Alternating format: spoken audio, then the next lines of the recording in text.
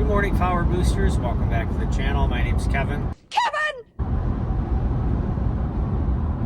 Have you brushed your teeth yet? Have you had breakfast? Maybe some orange juice? Breakfast sandwich? Ooh, a breakfast sandwich. That sounds good right now. It's really easy to make a good breakfast sandwich at home. I think that's one of those things that you could almost make better at home than you can if you get out somewhere, because you really can control the level of ingredients that you use, the amount of cheese, lots of cheese. Anyway, another week here with my truck without any new check engine lights. However, I did want to talk about what happened at the dealer. So initially, I think I reported that when my truck was dropped off and they called me with the diagnosis, the service advisor said, I think I talked to the technician or the mechanic, and he said it was an oxygen sensor. So I was thinking it was an oxygen sensor. And then when they said my truck was ready to be picked up, he said, oh no, it was a heat exchanger. Well, at the time when I picked up my truck, he said, I'm not going to have the paperwork ready by the time you come and pick it up, just because I'm slammed and I'm leaving early. This is the service advisor saying this. So I'm going to have to mail you the paperwork, which I'm like, okay, no big deal. I want my truck back. So he mailed me the paperwork, and I'm a little confused.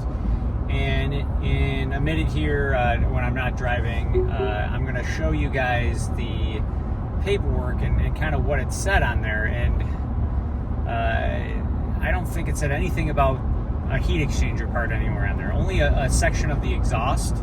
So I'd be interested in your guys' insight. So when I get stopped here, I'll show you the paperwork, and we can talk about it a little bit more.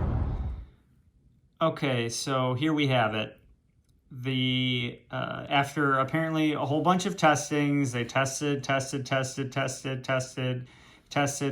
and then the concern was still present. So as a result, they replaced the muffler inlet pipe and topped off the coolant. So is that a heat exchanger? I don't know. You think it would say heat exchanger on there, but it seems to me that that is a different part. And they obviously had the need to top off the coolant because it was missing some coolant. So I called the service advisor to try and give me a little bit more insight as to what this could be. He told me on the phone that it was a heat exchanger.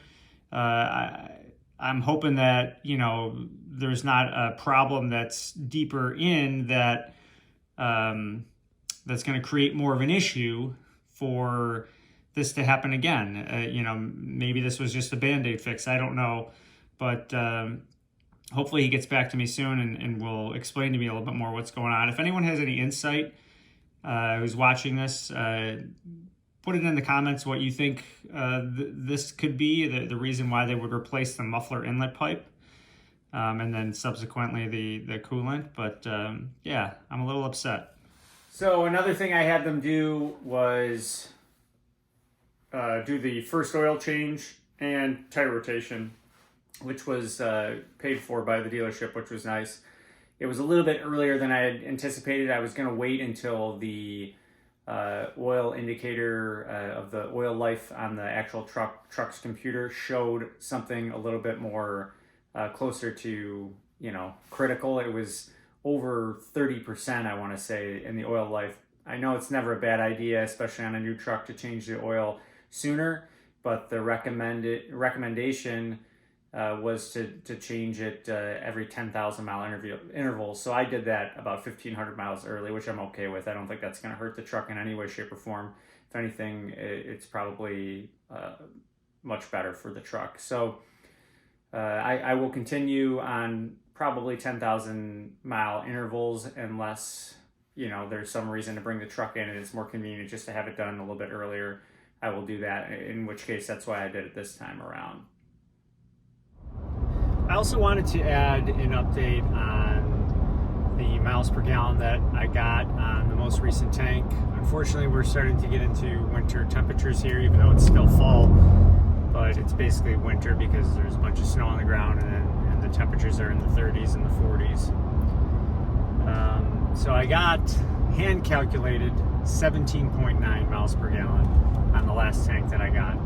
The trip computer said 18.7, but I will say that the tank that I just filled up during that time was the pretty big snowstorm where I had to idle the truck a lot because we got tons of snow and I was constantly going out there and shoveling and scraping off the car and using the defroster. So I admittedly had it running, just sitting there longer than I normally would, even when I'm out and about, sitting in my car working.